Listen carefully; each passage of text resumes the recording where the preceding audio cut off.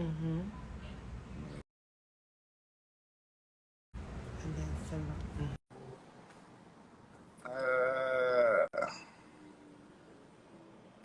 Hey, work. That's what I'm talking about. Yeah.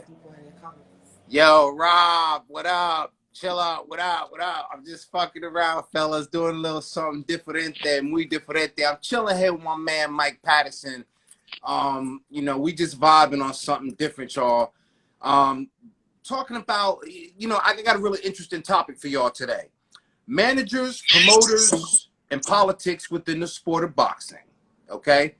Like that. This conversation is going to lend itself to a wide range of topics, but for me, as I always say, boxing saves lives. So this is going to be a well-rounded topic, but it's always going to lend itself back to boxing. So shout out to everybody. King David 78, shout out to you.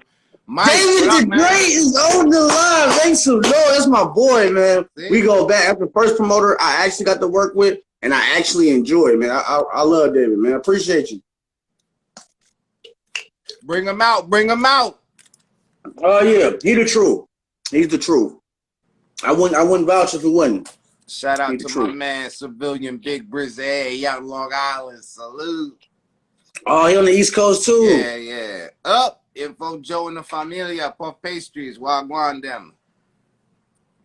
So yo, hey, let's get into it, man. The topic is managers, promoters, and politics in boxing. So Mike, I got you on here. I want you to tell me a little bit about yourself. Give us your full name and your area, your radius, your location. Where you at, my brother? My full name is Michael Patterson. I'm a professional boxing manager out of Bettendorf, Iowa. I have been involved in boxing on the management side and promoting side for about 3-4 years. I started in the amateurs with my partner, David the Great, who's also on the channel. We came into the amateurs. We came and linked up through my big brother, Cruz Hitman Stewart. He's another undefeated fighter out of Minnesota, Iowa. He signed to Sleater Promotions. He connected me and David the Great, and from day one, we just took off. We made such a big of an impact. We started to, what's the word I'm looking for? We started to ruffle feathers here in the Iowa community. People was like, man, who are these two brothers coming out of nowhere? You know what I mean? Like, they got venues, they got fighters, you know what I'm saying? They got sponsors, they got security. Like, oh no, we gotta do something about these guys, you know what I mean? So they tried to throw a couple little monkey wrenches in the plan. Things didn't really take off the way they should have, but everything happens for a reason. Me and David remained tight throughout everything. He ended up going back to the military and doing his thing. Shout out to him again. I stayed here in Iowa. I linked up with a young fighter named Jason Phillips. He was 19 when I signed him. And from there, I just been rocking and rolling. Awesome, brother. Now, listen, I want to ask you, because I sometimes I draw the comparison, but is it being like an independent, you know what I'm saying, manager like that, like, and not really having sometimes what people think is muscle? What does it take really from like soup to nuts for you to put on a show? Well, that would be more the promoter's job. Okay. I'm the manager, so I'm with the fighter, okay. But if I was doing the promoter thing, you would definitely need some financial backing. Okay. You're going to need financial backing. I was blessed to have David the Great in my corner. So not only did he bring financial backing, he brought a lot of boxing IQ. So you're going to need a partner that knows what he's talking about. You can't just, jump in business with your best friend, because I might have some ideas. He might have some ideas. If we can't make a mess, the fans can't get no good fights. Okay. And I think that's something that is missing in boxing today. I think there's a lot of good fights out there that we're not getting to see because such and such wants this payout, such and such wants that day, he wants this pay-per-view point. So us as boxing fans, we getting robbed. And that's what I am. I'm a manager, I'm a businessman, but more importantly, I'm a boxing fan. I want to see good fights. That's all I try to do. So, you know what? I guess when I think promoter, and that's where I think a lot of us, even when we think we in the game, shout out to Scotia Gang, Jeff Gorley, my man. Hey, appreciate you. When we think about manager, promoter, we get it confused because we got the Al Haymans and they play the double role. No, I'm not a promoter. I'm just an advisor, right? So, it's a lot of smooth maneuvers out there, man. And okay, so as a manager, I guess it's like you bring the talent to the label, right? Yeah, so I can break it down like this. So it'll be like a triangle effect. We got the top, that's the promoter. Without him, we got nothing. Fighters got nothing, managers, trainers, we got nothing. So we need the promoter. Then we got the fighters. They have to actually go out there and put their lives on the line and throw these punches and move and get cut and busted up and do all the things that we need for them to do. Then we got the managers. So the manager works with the fighter to ensure that everything goes good with the promoter. So in the perfect world, the promoter puts the fight down, the manager okays it, the fighter fights. That's how it's supposed to go. But each of these three groups of people, they have their own outlook. The promoter might say, I'm not one to pay for that. The fighter say, I want more money. The manager has to go into sit down with both of these guys and be like, hey, we have to negotiate something. We have to do something because as a manager, if my guy's not fighting, I'm not doing my job. But promoter, if he's not putting on shows or credible shows, you know, because we got a lot of shows here and majority of them, man. You know what I'm saying? But that's another topic. We'll get into that later, you know what I mean? But if the promoter's not putting on a credible show, you're not going to get a crowd. People not going to be buying tickets to watch the same three guys over and over and over. And then they're boring as hell. They have no type of charisma. They have no type of boxing technique, you know, or very little, I should say. And then on top of that, you're not going out to other states and finding credible guys. Like y'all on the East Coast, it's a million fighters out there. The DMV area, Philly, New York, Jersey, man, we could go out there and get a couple guys, bring them back here and put on a really good show. But promoters are like, nah, we got to get hotel rooms. We got to get travel. Nah, we're not going to do that. We're going to just find this guy from a bar, brush him up a little bit and throw him in there. Shout out. And that's what I'm. Well, let me ask you. Keep going. Shout out to my family, Puff and Pass Pastries. They got a question, and I guess you was alluding to that. So even if you know you got a fighter and you like, yo, this dude is out in Massachusetts. He's a white boy, tattoos. He's a draw in Massachusetts. Got that swagoo. Bring him out to Iowa. They might get it. And you have to kind of convince the promoter that this guy's the goods in order for him to. I would try to. I would try to. And it would be very, very hard because the promoters here in Iowa, they nickel and dime promoters. They're not really seeing the market that Iowa has. It's a crazy market here, and I hate to give the state away like that. It's a gold mine here because there's only two promoters here. So those two guys are just at each other like cats and dogs, you know what I mean? And then on top of that, there's talent here. There's a lot of good fighters here that just can't get that break because the promoters can't do business. You know what I mean? So I would try to come in and try to make something happen. So if I had a guy from Massachusetts, he was a white boy tied up, he got the swag, he can bring in sponsorship things. Yeah, I'm gonna definitely try to bring him here. And I'm gonna try to match him up with somebody that will put on a good fight. If he's a rock him, sock him, throw him, just stand in the middle of the ring type of guy, I'm gonna match him up with a Mexican style fighter because that's gonna be explosive. I'm not gonna put him in there with a finesse boxer, somebody that's gonna be slicking and moving, because some of the crowd don't want to see that. But if he is a finesse type of boxer, then I'm going to put him in there with another finesse type of boxer. And let's see who can make the necessary adjustments. Because that's what a champion is, a fighter that can get out there and say, you know what, I can bang, I can box, I can brawl, I can get dirty if I want to. You know what I mean? Like, hey, Hopkins was doing it in his later years. You know, Tyson bit somebody here. So, you know, it's all part of the game. Oh, absolutely. Now, speaking of the game, I want to talk to you.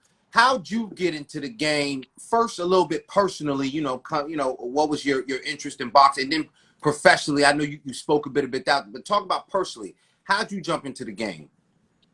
I'm the third of four boys. So growing up around them, man, they was into a lot of things. But one thing that we all shared, my father included, he's a big inspiration. We all were big boxing fans. Myself personally, I always veered into the MMA world, but growing up, MMA wasn't thought of. Yeah. We didn't know about no UFC. It was no holds bar fighting. That's what they called it back in the day. You was a black. So I was geared to that. You was a black karate man. You was on your Bruce Leroy. Yeah. That's sure. I was trying to come. You know, with my Bruce Leroy, with my fro. You know what I mean? My black gi. I was trying to be like Jim Kelly from Enter the Dragon. You know what I mean? Like that's what I was going for. But bro and them, they was always big on my dad too. Ali, Frazier, Ali Foreman. My brother was his favorite fighter was Sugar Ray Leonard. Then my other brother, his favorite fighter right now is Bud Crawford. So like we've always just been, even my baby brother, he's jumping in it with me as well. So we've always been big into combat. We've always been man on man. no guns, no jumping. Yo mano versus my mano. Who can outthink? Who's the fastest? Who's the strongest? Who got the most reach? Who can take a punch? You know, I remember the first time I seen Muhammad Ali get dropped by Joe Frazier. I was sitting here with my pops, and I was like, wow, that was a crazy left hook, man. Like, you know what I mean? He got back up, but I was like, damn, I never seen Ali get dropped like that. No. So that opened my mind that anybody can be touched in this sport. Anybody. Even the greatest. Rest in peace to the greatest. Is that your favorite? Because I know he's the greatest, but you mentioned everybody else's favorite. Who's your favorite? Tell me. My favorite of all time is Roy Jones Jr. Roy Jones Jr. Why? And I'll tell you why. Because he broke so many rules of boxing, and he did it like kind of like Bruce Lee. He took everybody's mold, keeping hands up high. You know, his hands is down here. He's showboating. He rapping. He playing bass. He broke every rule in the book, but he still won. And I was like, damn, this dude is amazing. Then as I got older, he started to go up in weight. He went from 160 to 168 to 175 to heavyweight. I was like, oh, shit, he's a heavyweight champion? Then he went back down. I was like, man, that's my dog. You know what I mean? Like, I can't take nothing away from him. I hated when he lost to Tiger. I cried like a little bitch, man. I ain't gonna lie to you. Like, I cried like a bitch. I was like, no, he's out there. But part of the game, and you know, I still haven't seen nobody. I haven't seen nobody. Canelo's doing something similar when he beat Kovalov, but then he went back down to 68. You know what I mean? So I ain't seen nobody keep going up like that. Hey, what you think about that, man? Wins and losses, man. You know, Floyd, he made it kind of like you have to have it, but I kind of feel differently about it. What you think about that? Oh, man. I feel completely different about it. Like, before I jumped into the management game, I was feeling Floyd because it's a sales pitch. You know, I'm undefeated. But now that I'm in the game and I can see how easy it is to remain undefeated, like, we got some guys here in town that's, you know, 1 or 2 losses, but in reality, it's like, dog, once we leave Iowa, we're in big trouble. You know what I mean? Like, we're in big trouble. So it's like, I would respect people more like Tevin Farmer, you know what I mean? He had his losses in the beginning of his career. Then he snapped out of it and went on a goddamn tear. You know what I mean? I respect people with the losses. J-Rock, he got beat, knocked the hell out by Charlo, came back and won. So I respect the people with the losses more than I respect people without them. How about yourself? Yeah, man. Like, listen, I like them like I like my preachers, man. You would have had to been a dope fiend or a pimp or something nasty. Yeah. You could not have only been to divinity school and try to give me the gospel. You ain't been through nothing where you had to call on his name. You know what I'm saying? Right. So I need you to be from the gutter. You know what I'm saying? For me to believe you know the word. You dig? So yeah, I feel that. So they say the old pimps is the best preachers. You dig what I'm saying? I'm telling you, man. You speak it, receive it, believe it. But you got to be out there. Hey. You know what I'm saying? Yeah, but right. Yeah, you got to actually be out there. That you know, it shows a bit of credibility. I love the way that Joshua showed resiliency and he came back. You know what I'm saying? Because he stepped up versus, you know, the way Wilder, you know, it took him a while. And I get it. You wanted to go through arbitration, but see me, I'm like I grew up fighting. I had brothers, you know, so you know what I'm saying? I get punched in the face. Getting punched in the face is the easy part. You gotta stop. Yeah. You know what I'm saying? So like, yo, that's cool. I get what you gonna do after that? You knock me down. So I have that idea that resiliency is that never quit. So sometimes when you avoid, you know, that continued confrontation, I feel like and that's what, you know, maintaining that you maintain that like, you know what I'm saying? Like, nah, man, I'm good. I got my hit off and nigga slipped. Like, nah, the fight ain't I'm gone.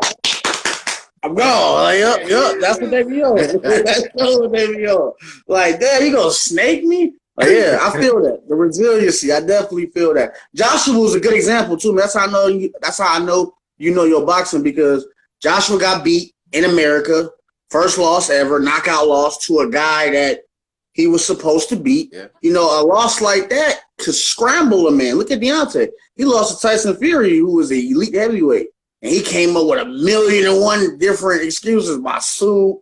What else you say? The spiked water, the glove. Like, you know what I mean? It's just a personal thing inside of a man that doesn't want to accept the fact that I got beat. Yeah. Joshua accepted that. He went back to the gym. He worked on some things. He got the rematch, and he outboxed the shit out of Andy.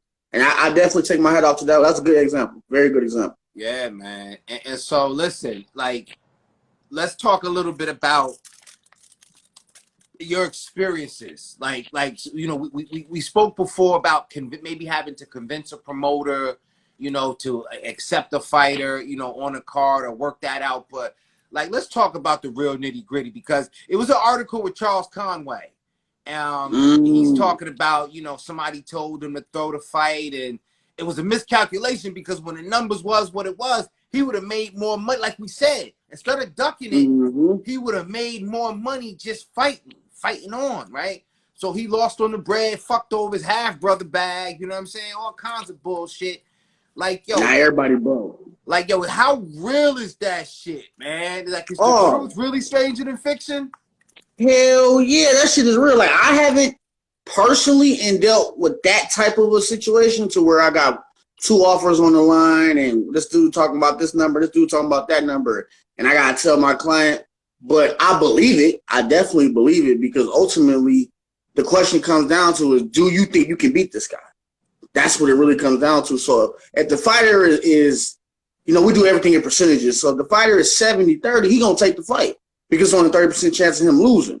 But if it's 30-70, he might, oh man, my hand hurt. You know what I mean? Like I can't feel my finger. But when that contract comes, my hand good again. You know what I mean? So a lot of it is self-doubt. A lot of it is fear. Do you think this guy's gonna beat you? On top of that, do you think this guy's gonna knock you out? Another case of that was Linares and what the hell is his name? Ryan Campbell. Yeah. He was supposed to Ryan Garcia, my bad. Ryan Garcia was supposed to fight Jorge Linares, and he ended up fighting Luke Campbell. And I thought that was some behind the strings things going on, because Linares gonna come to fight. Yeah. Like, Campbell can box. He's a phenomenal boxer, as we saw in the Lomachenko fight and in the Linares fight. He ended up dropping Ryan. Yeah. But Linares trying to take your head off. You know, he tried to do some damage. He dropped Loma. Yeah. So I think Golden Boy was like, yeah, we're just going to switch those guys around real quick, you know, and save our puppet. And I get it. It's a business move. I get it. But myself, I'm not that type of manager. I'm going to throw you to the wolves. I want to see what you can do. Well, so that's what I wanted to ask you, because sometimes I guess we on the outside looking in and we saying, because, you know, with Ryan, is it steel sharpening steel, or is we cashing him out because we're asking him to fight Linares? You know what I'm saying? Because, you know, Bob Arum has always been the kind of, we got to let him marinate, let the fight marinate. Or, yeah, you know, he'll shit on his fighters, you know, the equity of his fighters, you know, his ability to sell fights. But, like, is it a thing where it's like, nah, man, like, you got to get the fuck in here and fight this particular guy? You know, like what? Like, can you tell us a little bit about that? I personally, I don't know them guys personally, but I think Oscar was trying to give the fans a good fight, which he did with a credible name like Luke Campbell. So we can't really say that this dude is a bum or we've never heard of him, because he is Olympic silver medalist, I think, if not gold. So Campbell can box. I'm not discrediting that. I just think that Linares is a more tougher fight, and he ended up hurting Devin Haney. So that proved that this dude coming to scrap for real. Bob, on the other hand, Bob wants the bag. Bob wants the money. He wants the most amount of money. And if you're not a fighter like I was talking about with Tyson Fury, if you're not a fighter that's going to self-promote yourself, then 9 times out of 10, he's not going to really do it. He just going, you know, this is what we got. That's why him and TC, they into it like how they into it, because he wants TC to be out there like, you know, flashy and like an Adrian Broner or a Tank Davis type of thing. And Bud is just having kids, you know, he's shooting them rifles off and he whooping ass. But I want to see the Earl Spence fight. That's what I want. And I got my money on Spence. Hey, let me ask you, what goes into the process of choosing an opponent for your fighter? Like, that's a really good question. Who said that? Puff Pass Factory? Yeah, man. That's a really good question. It's a lot that goes into that. He in here, King Bo. Definitely. Bo Mason, Bo Jackson. the number one thing that I would think of when I pick an opponent or I get an offer is styles. I was happened to have work with a finesse type of boxer. Jason he's not a power puncher, but he can box his ass off. So I would keep him away from those who possess crazy power. Unless I'm in the gym with him and I'm seeing that he's maneuvering the way we need him to. I would keep him in a bracket, so to speak, with fighters that's going to have high volume, that's going to apply the pressure, and it's also going to test his heart. I want you to come back to that corner in rounds 2 and 3 like, man, coach, I don't think I can get this guy. And then I want the coaches to say, you know what, Jay, keep your hands up. Let's get some more movement, more combinations. I want everything to raise, but that doesn't always happen. Sometimes you have to gamble. Sometimes you'll get an offer like, man, here's 10 grand, but we want you to fight a guy that's undefeated. So then you got to go back to like what I said, stylistically. If there's a 10% chance that we can upset this guy, I'm taking it. I'm taking it because what do we got to lose? If we lose, everybody thought we was going to lose. If we win, cha-ching, we cash it out. You know what I'm saying? So I'm taking it. But then again, it goes back to the fighter too, because I never would want Jason to take a fight off of me. There's been fights that came across our table and we both declined them. I said no, he said no. So I wanted him to be honest with me as a manager and let me know, like, nah, man, I'm not feeling this one. Because what I do not want to do, I promise you, the number one thing I do not want to do is to have him get stretched out in a damn stretcher. And his kids sitting there looking at me like, my daddy ain't coming home tonight because of some shit I did. You know what I mean? Like, I can't sleep like that. I can't do it. COVID or no COVID. I don't care if you offer me $1 million. If I know that your fighter has the potential to seriously hurt my guy, like wheelchair or loss of speech or vision or some shit like that, nah, it's not worth it. Because Jason got kids, man. I can't do that to him. Well, so let me ask you a shout out to my brother Info Joe for the question. And as a matter of fact, I'm going to plug him right quick. If you need an amazing announcer, I ain't going to speak what his price is, but if you need an amazing announcer, holla at my man, Info Joe. Trust me, we'll talk. Please add me, Info Joe. Yeah, man. Please add me, man. Mike Pat 09. Amazing.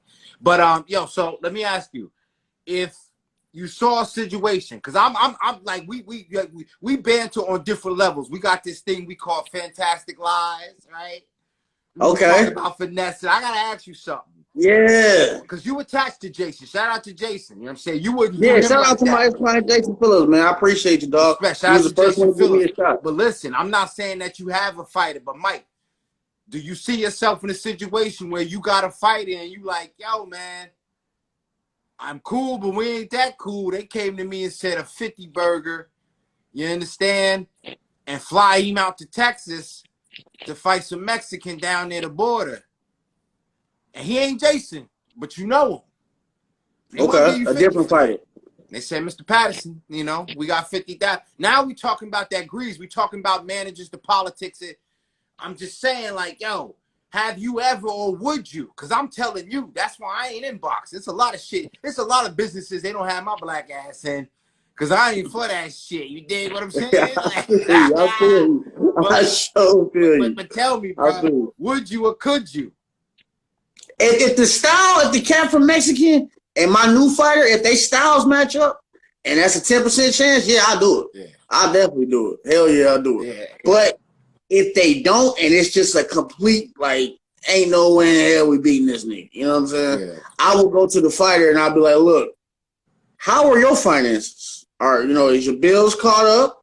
Is there any medical bills, student loans, anything you trying to get a credit rebuild? You know, is there anything you trying to do? Because that 50,000 can go a lot of different ways, you know. But if he say, I'll take it, or if he say, no, I'm not going to force him to do it. Yeah. Because at the same time, if something bad goes wrong, all the eyes is on me. If he die out there, like, oh, Mike is a horrible manager. And he knew this dude from Texas is a killer. He worked for the Guatemala cartel. You know what I mean? Like, they gonna throw me under the ring anyway. So I'm like, shit, I'm not going to be the bad guy. You ain't going to do him like Nino? I never liked him anyway, pretty motherfucker. I ain't gonna lie, there's a couple cats here. I might throw under the bus like that. Yeah, there's a couple promoters here. I throw under the bus like that. Yeah, okay. See, because I'm guessing promoters, they really is the ones that got to be the slime ball. Like, I'm guessing as a manager, this fighter isn't trusting himself. Like you said, you'll know how many kids he got. You'll give a fuck. If you're a good manager, you'll give a fuck if his medical bills is caught up. Yep. You'll give a fuck about his training schedule. So I'm guessing, you know what I'm saying? I'm not saying who's supposed to do what, but in most instances, you'll find that the promoters is a slime ball and the manager got to be the one to be like, yo, man, they trying to fuck us, right? Yep. That's the way it's supposed to go. You're absolutely right. 100%. But every now and then, you will get a promoter and a manager that's a slime ball. Give me 1 second. This phone is doing some crazy, stupid shit. Do your thing, champ. Okay, I'm back. So, every now and then you'll get both of them that slime balls. You'll get a manager that don't give a fuck, and you get a promoter that don't give a fuck. And those two guys usually click up and make their own promotion and do their own thing because at the end of the day, they don't give a fuck. Like you said, you know your fighters got kids and you value family, you're not going to do nothing to screw your fighter over. But if you don't give a fuck about him or his kids or even your own, shit, everybody's to be expendable. You know, all you care about is the bag. And I've seen that. And those guys are very profitable.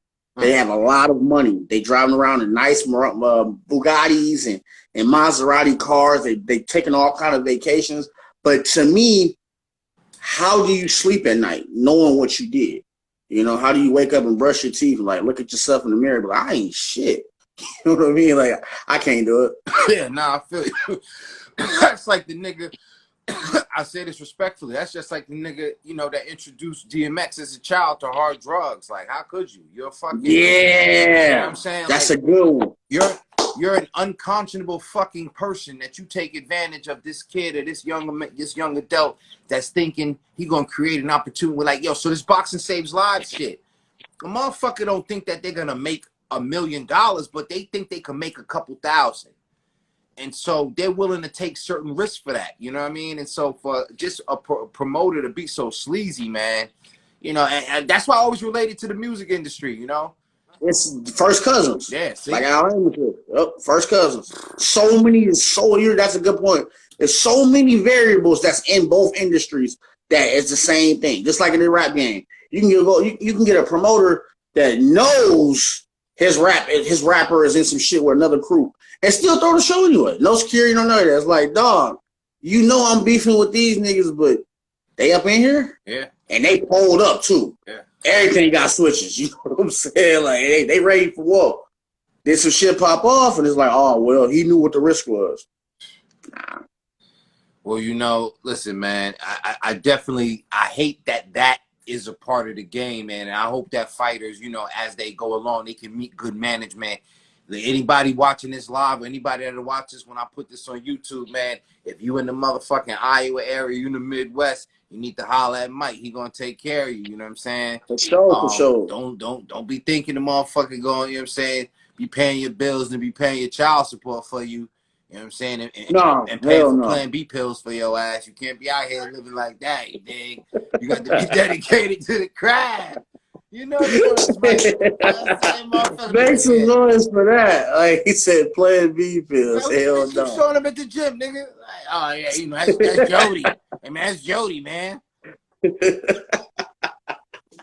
I feel that. I sure feel that. Manager's gonna guide your career and give you information about, you know, the game and fighting styles and you know, things to enrich yourself. So, you know. Yep. But yeah, so you can get better. Yeah. Listen, man.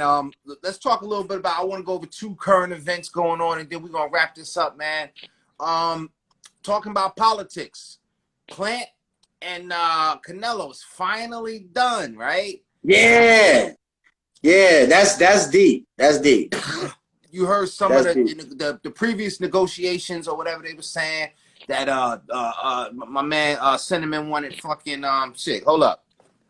Canelo, tell everybody what you wanted. I was asking for 40 million plus Canelito. So Canelo, hell no. Motherfuckers asking for all some bunch of crazy shit.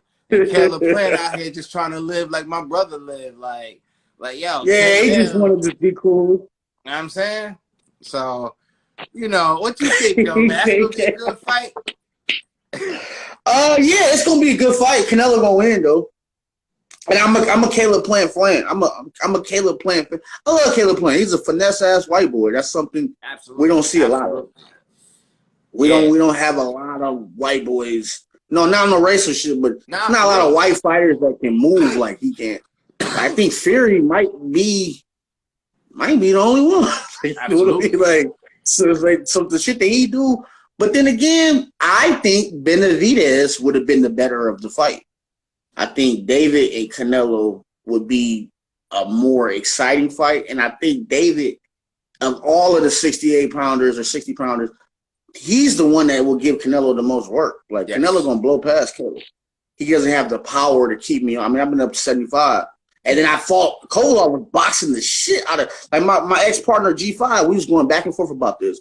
Like, I was telling him, Kovalov was winning that fight. Yeah. He was getting toe up to the body, but he was working behind the jab. And whenever Canelo would try to engage, he would dart off and move until he got caught.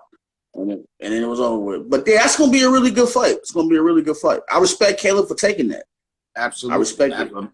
A man of his word. Now, this is what I said. I said, you know, just to sell the fight. I know you're a manager, but I'm thinking my promoter hat. I guess I need to be a promoter because you see how I'm moving, right? Man, I see my clients your way, man. I like you already, dog. For real, for real. Okay, now shit. You know what I'm saying? All I need to do is shit. Don King got a body. You know, he got a promotional company. So, you know, he's still catching people with that paperwork. He just caught a body with fucking Chris Lovejoy. Arguing over paperwork. Because, again, sometimes a fighter just want a chance. And he like, yo, I know Don King be fucking niggas over. He ain't gonna do this. And he do you the same. Ain't that shit crazy? Like that, like, yeah. Nigga, who the hell is you? I did Tyson like that. You ain't shit. like, what do you mean I ain't gonna do you like that? You ain't my kid. You like, okay, all right, you know what? Hard, what they say, fat means greasy. You gonna learn. You gonna learn, boy. You definitely gonna learn. Get a heart attack. Greasy the motherfucker. But oh my man. Hey, I'll be right back. He comes back.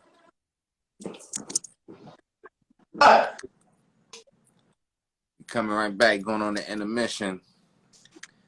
While he's doing that, y'all take a minute. I'll be right back. Yeah, nah, you good. Give me 30 seconds, I'll be right there. Nah, you got it. I'm gonna post this up on YouTube, y'all. Don't forget to check it out. Investors Championship Rounds. Check out my man, Mike Patterson, Mike Pat 09 on Instagram. Check me out on the Boxing Voice, TBV Podcast, the Boxing Voice on YouTube. Check out my man, Info Joe, Black-owned business. It's that Bubba. I got a hold of some Bubba info. Got a hold of some Bubba Lewski. Oh, he dropped out. I'm going to just kick it. He'll come back. I was going to ask him what he think about Ugas. That was the next thing. I was going to ask him what he think about Ugas, man. Matter of fact, Info, I'm shopping from you this weekend too, man. I just had to holler at my man, Mike.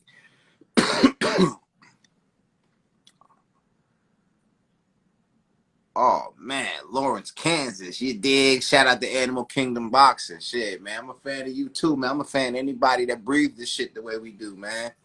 Ain't nobody giving us no motherfucking millions for this shit. We just love it, man. We just love it. Yeah, this Bubba's all right, man. This Bubba's all right.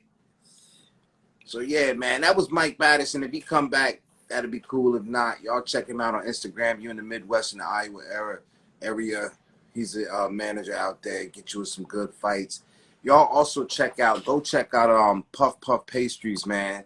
West Coast bakes. They got the finest infused pastry products. Amazing stuff. Check out Info Joe. My man, he's out in he's an announcer. He's an amazing announcer. Y'all need to get with that. If you got anybody doing a show anybody fucking around and holding a venue. I don't care if you're in your backyard. Hell, you want to propose to your old lady. Get Info Joe to do it. You know what I'm saying? Ladies and gentlemen, fighters, what do you say? Give the fans a show and let your hands go. Shout out to my brother Wade Walker Smith, 34, my West Coast brother. For sure. Thank you, Joe. Appreciate you. Up, here come Mike. Mike gonna come back. Mike is coming back.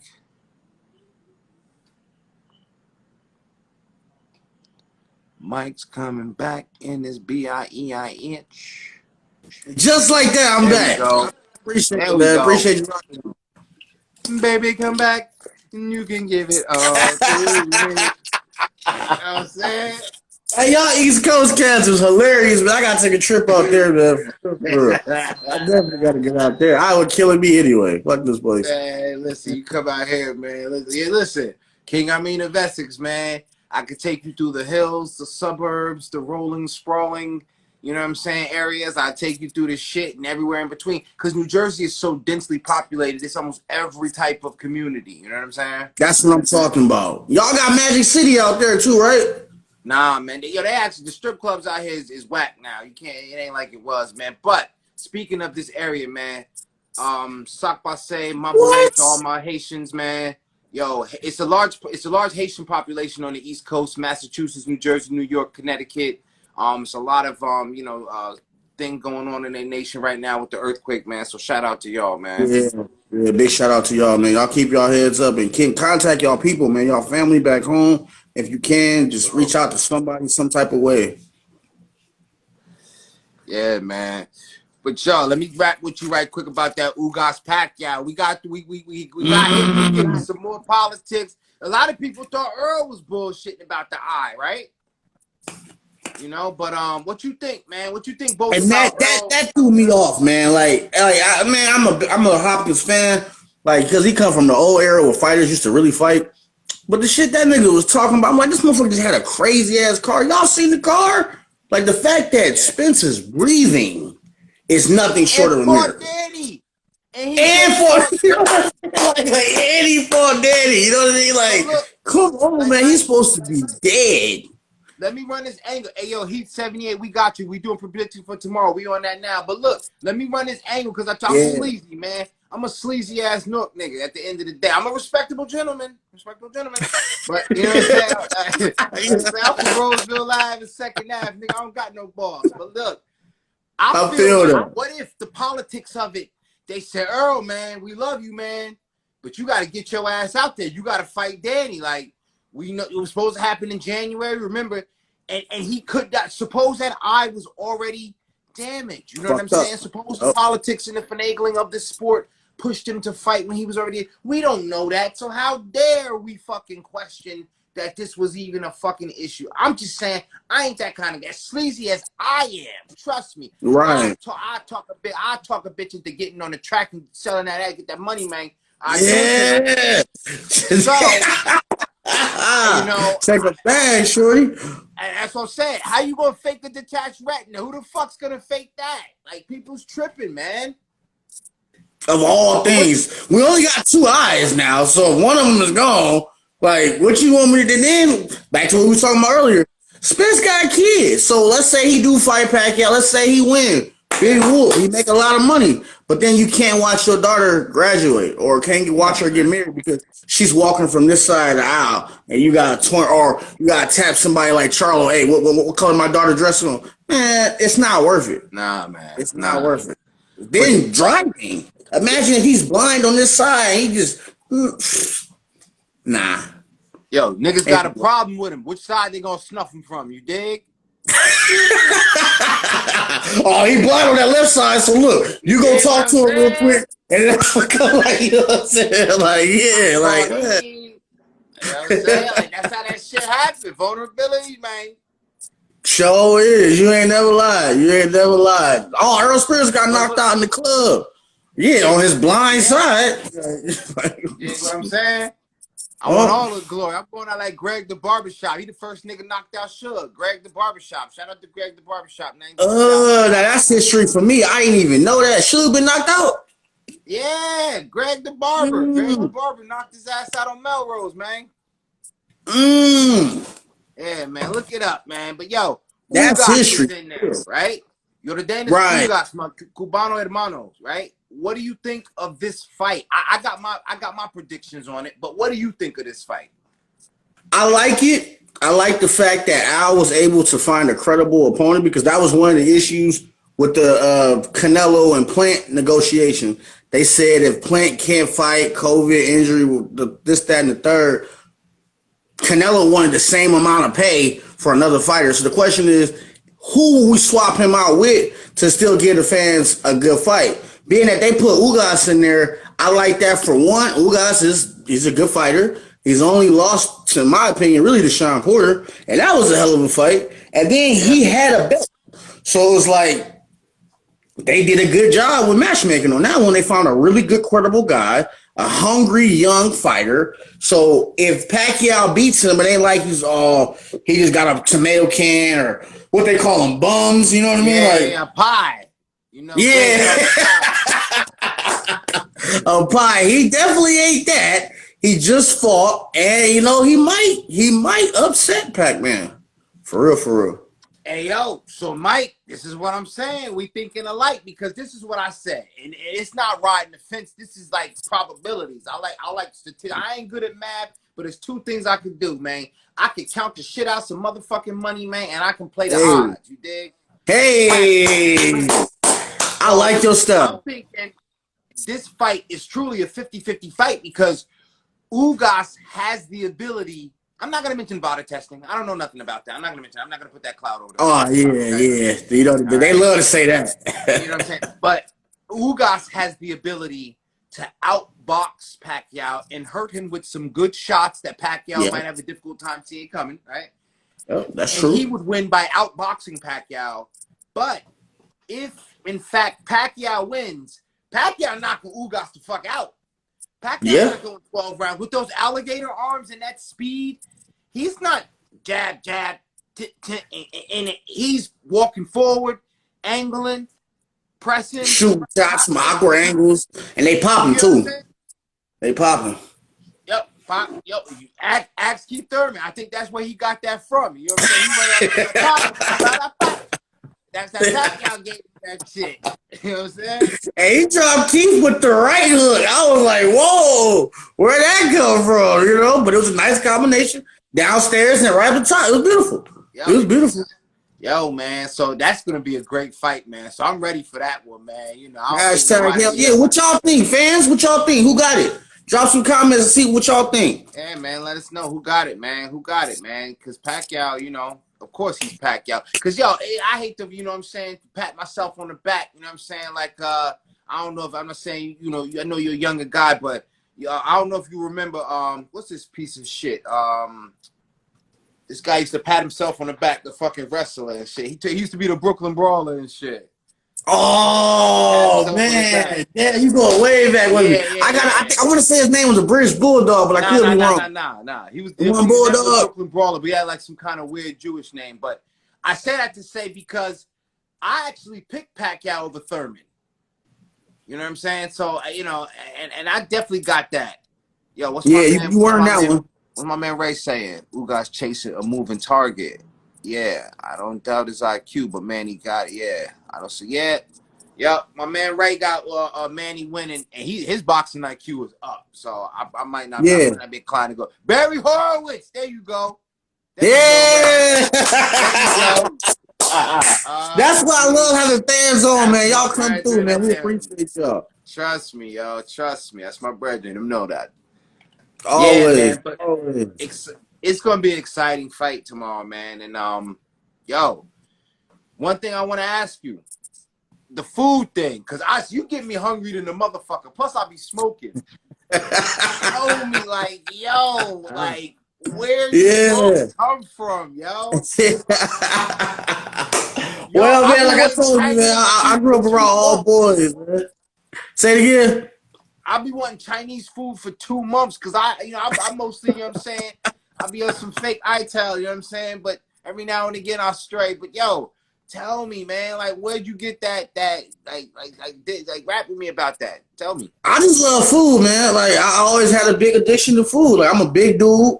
I've always been big my whole life. You know, doctor like, man, you gotta cut back on certain things. So I hear what the doctor's saying, and then when I cut back, I speed up on other things. So one of the things he said I can have is Chinese. So I'm like, shit, I'm doing a whole lot of it. Yeah, you didn't say how much. You just said I can have it, you know? So yeah, I love food. I love to eat. Like, you know, sometimes you might catch me on a date or something, a little pizza date with me and my lady or whatever, but she ain't around no more. So you won't be seeing that for a while. You know what I'm saying? Like, but the food's still going to be there, though. You know, I'm not stopping that. Like, as long as God give me teeth and some air to breathe, shit, I'm going to be eating. And I ain't talking about no hospital food. That shit horrible. Nah, man, for sure, man. But listen, man, give out your information, man. I want to thank you for joining me, man, and thank you for sharing this game, man. And this is just the first of many times we're gonna keep kicking it and inviting everybody that know us and keeping the synergy and kind of merging our boxing communities. You know what I'm saying?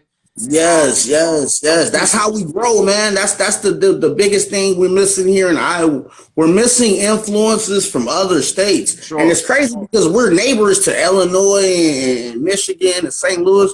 So we should be getting those influences, but the powers that be that are here, they're like, no. You're not bringing that talent this way. Oh, hell no. Stay over there. They come from Chicago and Michigan and can come get all them white girls and their food stamps. And just be leaving. You know, they got that child tax credit now. They get 300. You know what I'm saying? Hey, I need a piece of that for my damn self. Got an Ultima. I'm about to fuck with her. Yeah, shout out to Info Joe. Info Joe got Pac-Man. I think Pac-Man with Outpoint. Joe said Outpoint. Joe, do you think I think Pac-Man. That's a rare one. I don't think Ugas could take Pac-Man power. Joe, what you think?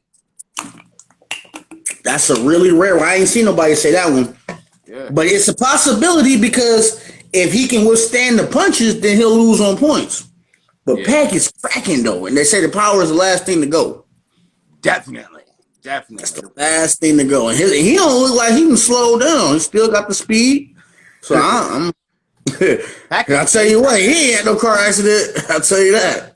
Pacquiao dangerous, man. And that's what people think, man. They saw Pacquiao still looking dangerous, and Earl said, nah, not right now. I need to heal a little bit, man. Yeah, that's what people try to say. You know what I mean? I'm like, man, he asked for this fight. Like, he been asking for Pac-Man.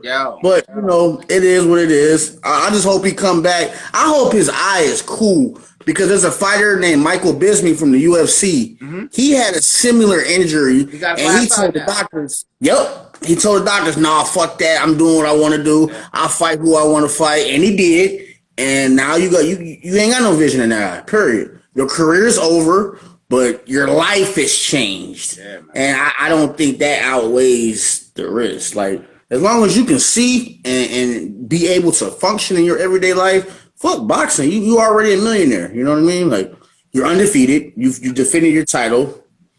Like, outside of Bud, there's really nothing really left for you to do. Pacquiao too, you know, because we want to see that. But them 2 fights, and then you can retire. In my opinion. Listen, man, give out your information again. Shout out to Info Joe. He thinks that after the injury, man, we're gonna see tomorrow, man. We're gonna see tomorrow. But give out your information, Mike. My information is you can find me on Instagram. I'm very, very, very regularly on Facebook because I don't fuck with it. I'm an Instagram king. My Instagram is MikePat09. You can catch my fighters, my former client, Jason Phillips. He just fought about 2 weeks ago, went up to 2 weight classes against my judgment, but he won, so he's doing his own thing now. He's a free agent, man. I wish nothing for the best for him. He was my first, and I learned so much from him, so I can never discredit him. But right now, Michael is currently looking for talent. I'm looking for boxers, amateur and professional. I'm looking for kickboxers, amateur and professional. I'm looking for MMA fighters, amateur and professional. And most importantly, I'm looking for models. I'm looking for sexy ass ladies, black women, Latino women, white women, Asian women, women, any type of women. You know what I'm saying? Yeah, you know what I'm saying? Haitian women. You know what I'm saying? I'm like, I'm looking for sexy models. So if y'all interested in making some money on the side, I don't know what y'all 9 to 5 is, but if y'all want some money on the side, holla at me. Send me a DM, and I will definitely be doing business with y'all. Most certainly. And I appreciate you for having me on too, King, man. Like, I've done the media thing with a partner of mine. Things didn't work out the way they were supposed to. So I appreciate you giving me this opportunity to redeem myself, man. Most certainly. Most certainly. Nah, do. man. Listen, man. Shout out to you, man. Shout out to everybody that joined us. Shout out to Info Joe. I'm out, man. I'm going to post this up on the page, man. And Mike, we'll be in touch, brother. Peace. Bet. For sure, man. Thank you.